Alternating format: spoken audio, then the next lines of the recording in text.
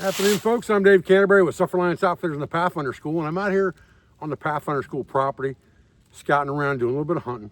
But my goal today and tonight was really to put a cold weather outfit together in the Pathfinder Scout Pack. And when you get into wintertime camping, it can be a chore to get enough warm gear into a 35-liter rucksack to actually keep you warm without having a giant fire. And I'm a big advocate of not sleeping with fires if it's not an emergency.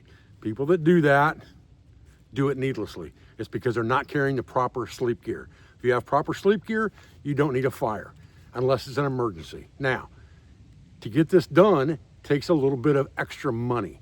It's not easy to get a lot of gear into a small package without having things that are compressible.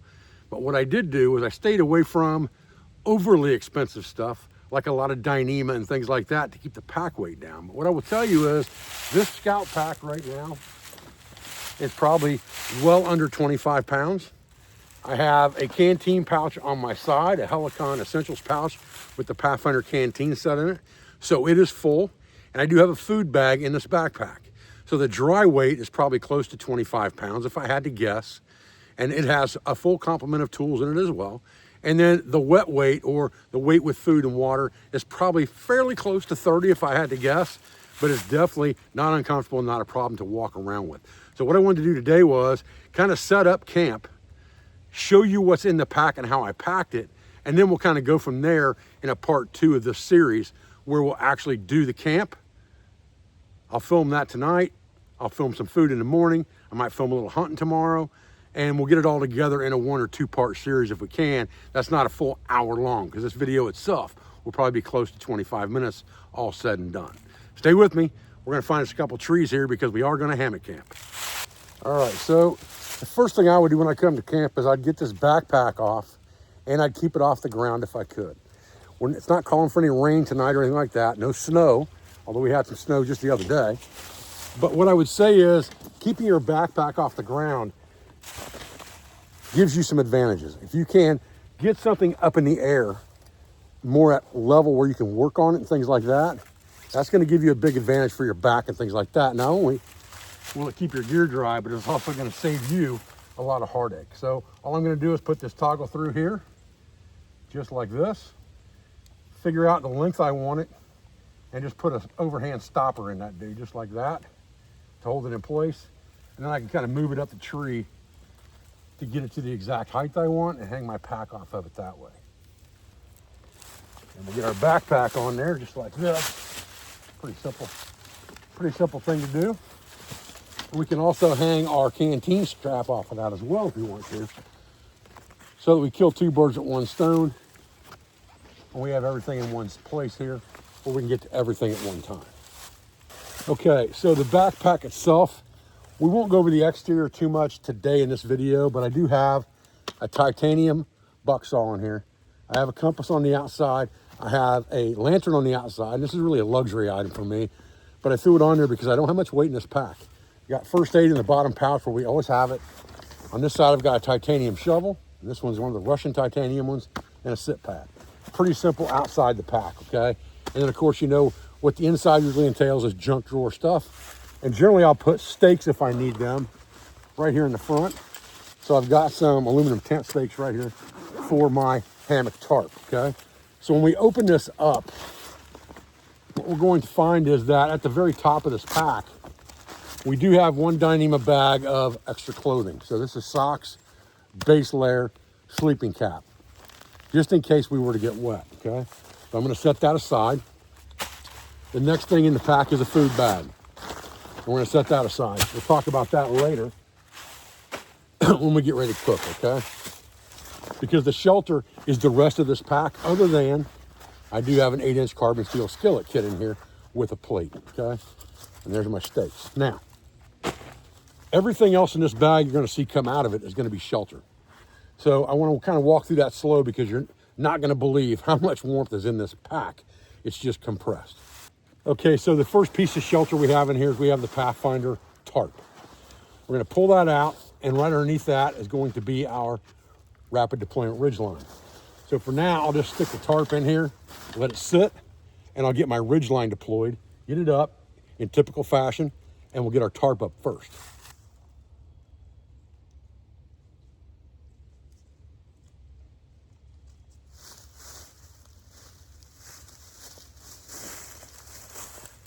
I like to start that thing at about eye level. You can see I left the prussics behind back there about a quarter of the way. We'll come over on this side and we'll tie our typical knot that we use for our rapid deployment ridgeline.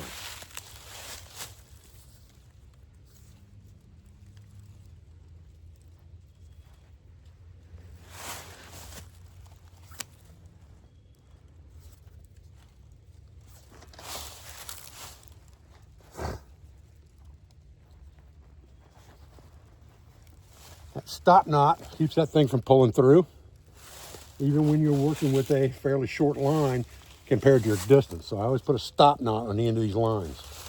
Now, like I said, top of this pack is my tarp.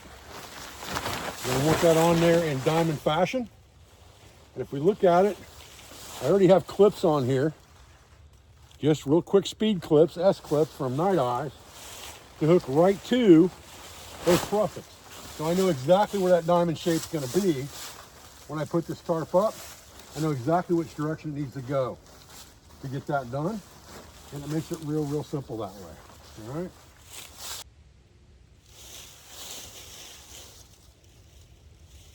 And we can always adjust where this tarp is in the end after we hang our hammock. That's the beauty of these sliding prussics, is that it makes it very easy to adjust where the tarp's at. If you just try to roll this tarp into a grommet or something, it's not going to be near as easy to adjust as just sliding prussics back and forth. So we'll leave this where it is for right now. We'll throw it over the side, and then we're going to hang our hammock below it. So the next thing we should have in here is a set of tree straps. We should have 2 of those in here.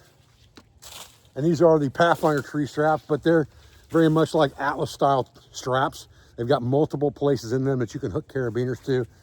And you've got one large loop on the end to wrap around the tree. I start up here about where my tarp's at, just a little bit above that. And I kind of drop it through just like this where my tarp line is. I got a knot in that, dude, there we go. And pull that out, okay? And then we'll go to the other end and do the same thing. Next thing is the hammock. Very simple, okay?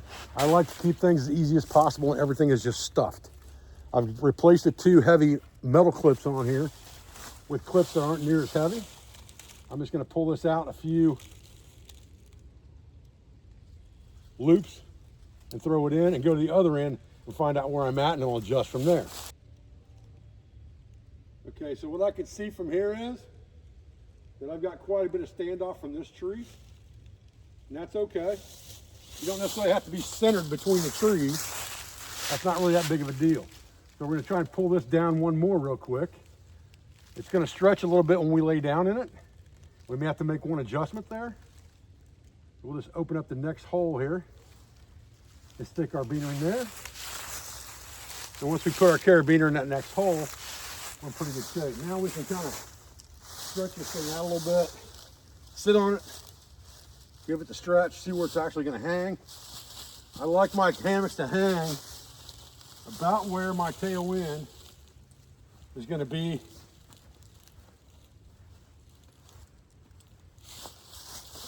Just enough off the ground when I'm in it, that when I sit up, my feet are touching the ground.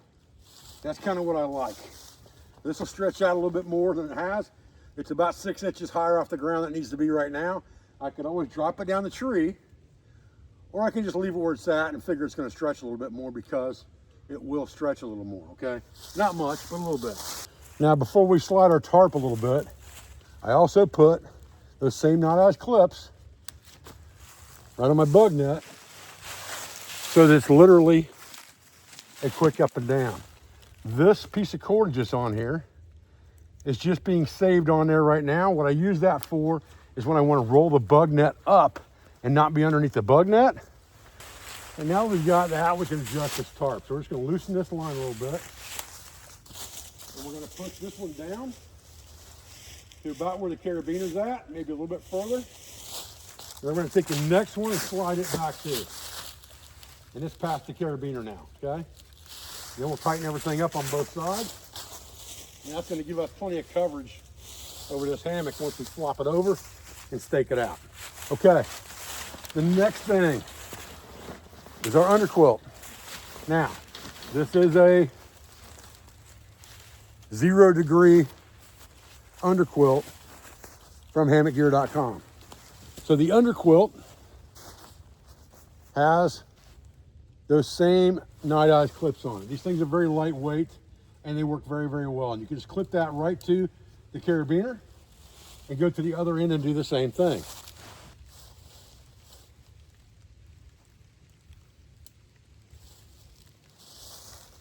Now, one thing I will tell you is this has 2 different color Night Eyes clips on it. One is white, one is black.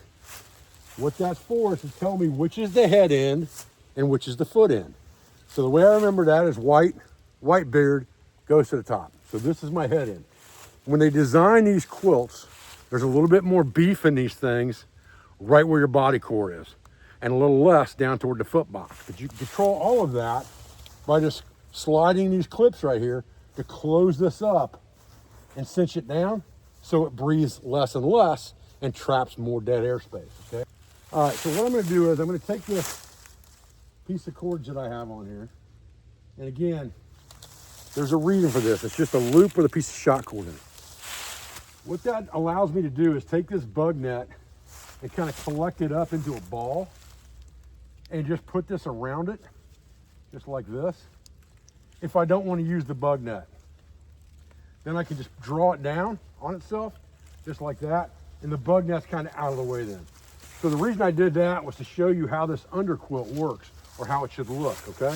So now, if I get in this hammock, and I sit down in here, I'll get halfway in here, because I'm not halfway in. When I get in here and lay down in this bad boy, I want this on the sides, okay? If it's not up here right along the edge, and then I can feel the other side and see where it's at, and I can make adjustments from there, okay? It's real easy to reach outside that thing and pull it to make sure that you've got it evenly distributed on both sides like this, okay? And when you're laying in there, you want that thing to be right here at the level of your hammock on both sides. That's gonna keep you the warmest at night. If it's too low, you need to adjust it to make it tighter. And then you can decide the baffling as far as how warm you want it. During the night, if you have to get out and adjust it, you can. I like to just look at it as, this thing's set to 0 degrees. So 0 degrees, I'm gonna shut that thing all the way down. If it's every 10 degrees above that, I'm gonna open that thing a little bit more, and a little bit more, and a little bit more, okay? But you wouldn't want this heavy of an underquilt if it wasn't gonna get below 40, for sure. But it's been getting down freezing mark about every night. So this is gonna be fine for that, about half open, okay? About half open. Okay, still in the bag of infinite holding here. The last thing that's in this bag is a Hammock Gear Burrow overquilt. And honestly, for these temperatures, that's a little bit overkill. Between that heavy duty underquilt and this overquilt, it's overkill. However, I'd rather be safe than sorry. I can always throw it off. But this is a 0 degree burrow, and it's basically just an overquilt you put over you in the hammock, and it's got a foot box you can cinch up and zip up on it that goes down about, I don't know, 1.5 to 2 feet, so that you got a foot box to put your feet in to keep them warm. Again, never sleep in socks. Just had this conversation with somebody down south this last weekend. Never sleep in socks. Your feet are always gonna be cold if you do that, because they restrict the circulation to your feet. You get your feet up inside something like a foot box that's full of loft, it's gonna trap body heat and trap heat from your feet. You're gonna be warm. So this goes in last. And so the overquilt is just a matter of sticking it in here until you're ready to go to sleep. And then you can adjust it once you're inside. It is heavy duty.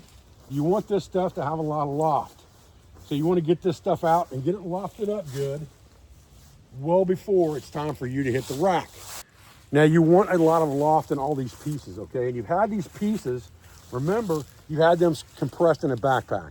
So setting up your camp well before you plan to sleep, we got about 2.5 hours of daylight right now, 2 hours, something like that. I might even be able to get an evening hunt in. But what I don't want to do is come back and pull this stuff out of the backpack when it's been compressed for 3, 4, 5, 6 hours. And it's going to take time for it to decompress and get the loft back.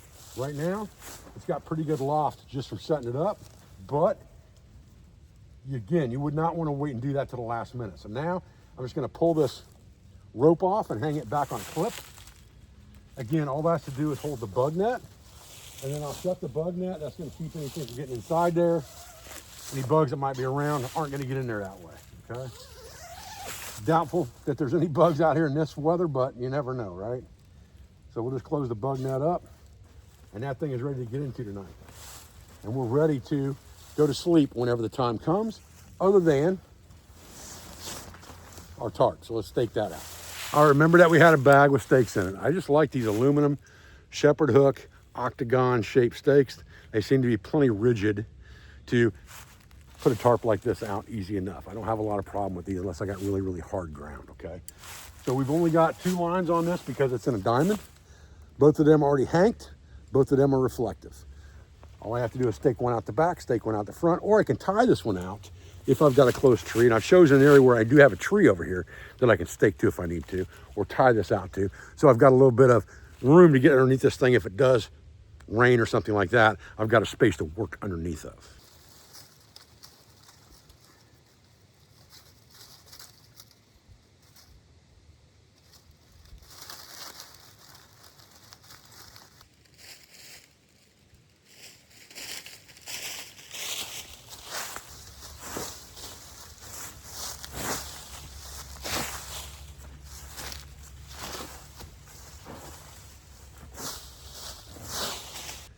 All right, guys, that's a pretty simple camp setup.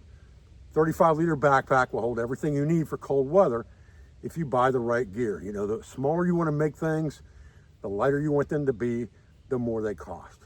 But let's be real about the fact that if we're going to try to carry 30 pounds or less, we're going to need to spend some money to get lighter weight, more compressible gear. And if that takes time, then it takes time for you to build that kit. But start somewhere. Buy a piece at a time, okay? I use some fairly inexpensive stuff here. I use the Pathfinder Tarp, I use the Pathfinder Hammock. I mean, that combo is like $79.99 for both. Then I added to that with some more expensive gear that was lighter weight and compressible so that I could get it all into that pack for a solid colder weather overnight. I've got food, I've got implements to cook with, I've got things to start fire, I've got light, I've got tools, I've got a canteen, I've got a rifle. Got everything I need, no question about it. So now that we've got that done, we'll just take this closed bag and we'll put it back in the backpack. We'll take our stake bag, we only use 2 stakes out of here, and we'll put it back in the top brain of the pack where I store it. So I know where it's at. I like packs that don't have a lot of pockets in them. I like ease. It's either in the brain, or it's a first aid item, or it's in the belly of this pack. That simple, okay? I'm gonna take my food bag and put it in there next. Talk about this later on and in the morning, depending on what happens here. We'll put our 8-inch skillet in there for now. Drop it in. And we'll take our light and we can just hang that bad boy anywhere we want to, on a carabiner or whatever, just like that. And we've got a light for the evening, and we're good to go. Now we can just roll this pack down and cinch it up. And the things that are still in there are protected from the weather. And if we want to go off somewhere and scout, we have enough stuff to do that just in this Helicon Essentials canteen bag, because we have our headlight kit on one side. We have a compass and map on the other side. We have our emergency device here, and we have a little bit of first aid here. We have our millbank bag here, and we won't leave camp ever without our tourniquet. So we'll just unclip it off of this, just like this, especially if we're hunting with a gun. And we'll just clip it right to this clip right here. and we'll have it with us all the time. And now we've got everything we need for a scout in the woods, including water if we want it, coffee if we want to make it. Simple enough, and we'll take our firearm and go.